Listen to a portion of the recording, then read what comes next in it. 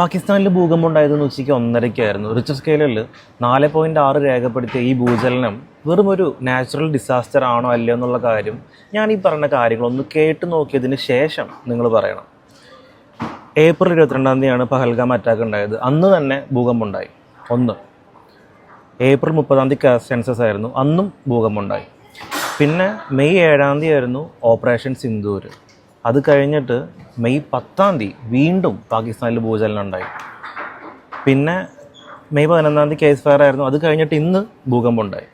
ഇത്രയും ദിവസങ്ങൾക്കിടയിൽ ഇത്രമാത്രം ഭൂകമ്പം ഉണ്ടാവാനായിട്ട് പാകിസ്ഥാൻ എന്താ ജപ്പാനിലാണോ? നിങ്ങളൊരു കാര്യം ഓർത്ത് നോക്കണം. ഈ ഭൂകമ്പം ഉണ്ടായ പ്രദേശം എന്ന് പറയുന്നത് ഈ കാണുന്നതാണ്. ഇത് പാകിസ്ഥാൻ്റെ ന്യൂക്ലിയർ വെപ്പൺസ് ടെസ്റ്റ് ചെയ്യുന്ന പ്ലേസാണ്. അപ്പോൾ ഇവിടെ ഇത്രമാത്രം ഭൂകമ്പം ഉണ്ടാവാനായിട്ട് ഒരു കോമൺ സെൻസ് വെച്ച് ആലോചിച്ച് നോക്കുകയാണെങ്കിൽ പാകിസ്ഥാൻ അവരുടെ ന്യൂക്ലിയർ വെപ്പൺസ് നിരന്തരമായിട്ട് ടെസ്റ്റ് ചെയ്യുന്നതുകൊണ്ട് മാത്രമാണ്. പാകിസ്ഥാൻ അവരുടെ ന്യൂക്ലിയർ ബോംബുകളൊക്കെ അണ്ടർഗ്രൗണ്ടിൽ ടെസ്റ്റ് ചെയ്യുന്നതുകൊണ്ടാണ് ഈ ഭൂചലനം ഉണ്ടാകുന്നതെന്നുള്ളത് കോമൺ സെൻസുള്ള ആർക്കും ആലോചിച്ചാൽ കിട്ടുന്ന കാര്യമാണ്. പക്ഷേ ഇതിനെപ്പറ്റി ആരും ചർച്ച ചെയ്യുന്നില്ല, ഇതൊരു ന്യൂസിലും കേൾക്കുന്നില്ല.